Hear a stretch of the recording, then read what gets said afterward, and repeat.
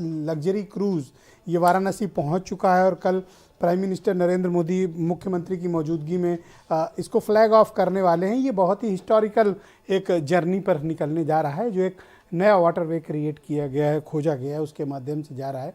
बहुत ही adventurous journey पर Swiss नागरिकों का 32 नागरिकों का एक दल जा रहा है, जैसा कि अभी हमारे पिछले वक्ता लोग बता रहे थे। तो इस मूव को लेकर सरकार क्या सोचती है और अपोजिशन इसको लेकर इतना हाय तौबा क्यों मचाए हुए है? देखिए, इसको धार्मिक पैटर्न से भी जोड़ के देख सकते हैं और हम ये देख सकते हैं कि नदियों के माध्यम से किस तरह से व्यापार को बढ़ावा दिया जाए, इस पर कोशिश होनी चाहिए। एक समय में सड़कों की बड़ी ज़रूरत थी जब स्वर्णिम चतुर्भुज परियोजना शुरू हुई थी। इस देश में एक बार ये भी डिमांड आई कि नदियों के जोड़ने की भी एक परियोजना शुरू हो, जिससे कि पूरे देश में नदियों का एक जाल बनाया जाए।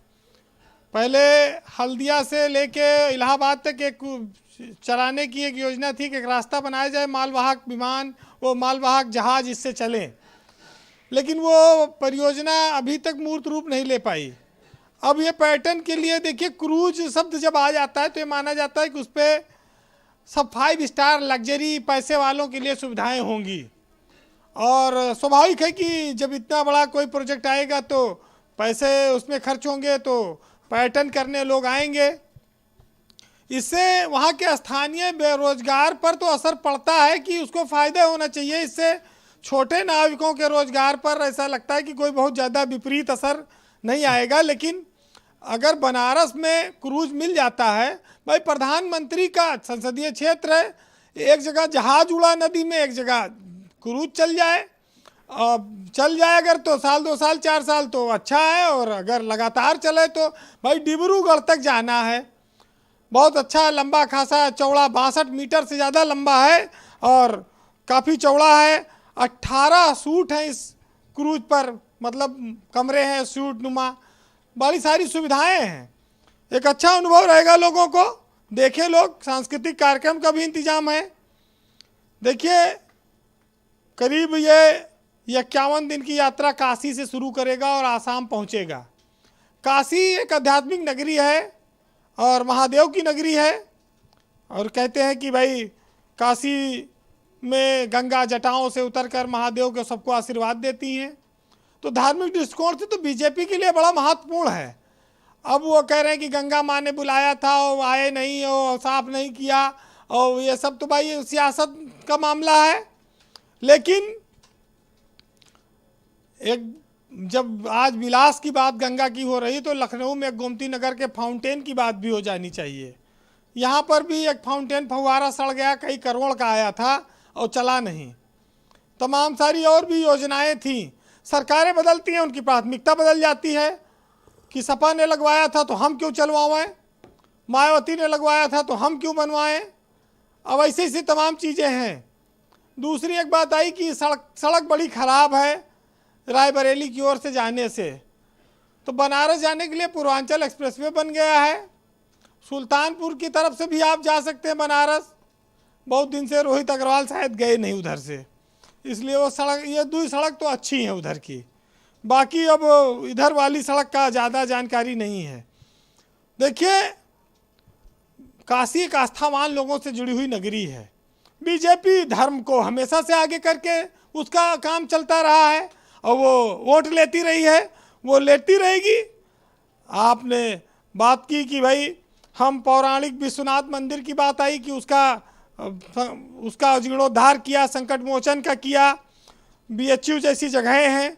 तो ये तो देखिए, इनके लिए, बीजेपी के लिए सब बड़ी मुफीद हैं। लेकिन अब वो चाहे उसको इवेंट कहें या रोजगार से जोड़े, सबके अपने अपने दावे हैं।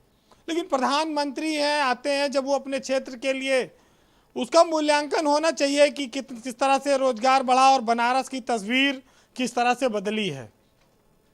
स्वाभाविक है कि रेलवे स्टेशन, हवाई अड्डा, तमाम सारी और नई चीज़ें वहाँ पर आई हैं। अब ये जरूर है कि समाजवादी पार्टी विपक्ष में है। हाँ, केशव मौर्य का बयान अखिलेश यादव के लिए बड़ा कड़क आता है कई बार, और उनकी भिड़ंत विधानसभा में भी देखा है आप लोगों ने कि कई बार आमने सामने भी हुई है। अब इस पर सियासत तो चलती रहती है, लेकिन प्रधानमंत्री के इस दौरे से एक संभावना बनारस से सटे गाजीपुर से आती है, जहां पर ओम प्रकाश राजभर हैं, उनको भी आज फिलर एक मिला है बीजेपी के प्रदेश अध्यक्ष की ओर से कि हम उनको देर सवेर सम्मान देंगे, बुलाएंगे। तो ये भी एक उनके लिए अच्छा है कि वो बीजेपी के प्रति जो चीज़ें चल रही हैं वो उसमें कुछ राजनीतिक बातें भी हैं। ब्रजेश जी, स्टैचू ऑफ लिबर्टी की बात होती है और स्टैचू ऑफ यूनिटी की बात होती है। हम बनारस में भी ऐसा कुछ देखना चाहते हैं, क्योंकि उत्तर प्रदेश का जो पूर्वांचल है वो औद्योगिक रूप से पिछड़ा है और वहाँ रोजगार के अवसर कम हैं, पलायन होता है। अगर बनारस कुछ इस चीज़ों को, कमियों को पूरा करे तो उत्तर प्रदेश की तरक्की में उसका बहुत योगदान होगा। फैक्ट्रियाँ सब लगती हैं पश्चिमी उत्तर प्रदेश में, सारे निवेश उधर आते हैं। तो अगर इधर कुछ लोगों को रोजगार आएगा, अभी देखिए इन्वेस्टर समिट होने जा रही है, आप देख लीजिएगा किस तरह का जो पैसा लगेगा निवेश में, वो कितना डिफरेंस होगा पूर्वांचल और पश्चिम में। जी वीरेंद्र जी, तो ये सब चीज़ें हैं। और काशी के लिए तो बीजेपी का हमेशा से, देखिए बेरोजगारी है, खेतों में जानवर चर रहे हैं, किसानों का संकट है। समाजवादी पार्टी विपक्ष की बड़ी पार्टी, वो चाहे तो इस पर आंदोलन करे, भाजपा को घेरे। अभी थोड़ा ठंडी का मौसम है, हो सकता है कि थोड़ा ठंडी कम हो तब आगे कार्रवाई करे, लेकिन विपक्ष को अपनी भूमिका निभाते रहना चाहिए, कोई खुला मैदान नहीं छोड़ना चाहिए। और सत्ताधारी दल की जिम्मेदारी है कि उसको दो डबल इंजन की जब वो सरकार कहता है तो फिर डबल विकास के जो मॉडल है और डबल विकास की जो जमीन पर उस पैरामीटर को पूरे करने चाहिए। बहरहाल हम लोग तो नदियों को भी पूजते हैं और काशी में तो गंगा का बड़ा महत्व है, लेकिन साहित्य उसको तमाम तरह से देखता है कि हम नदी को, पानी को, जल को किस तरह से देखें। एक साहित्यकार ने लिखा है कि मंजर ही हादसों का अजीबो गरीब था, वो आग से जल गया जो नदी के करीब था। और मानो तो मैं माँ गंगा मानवता का कल है, और न मानो तो सिर्फ एक नदी का जल है। बहुत शुक्रिया आपका वीरेंद्र जी, बहुत बहुत धन्यवाद हमारे साथ।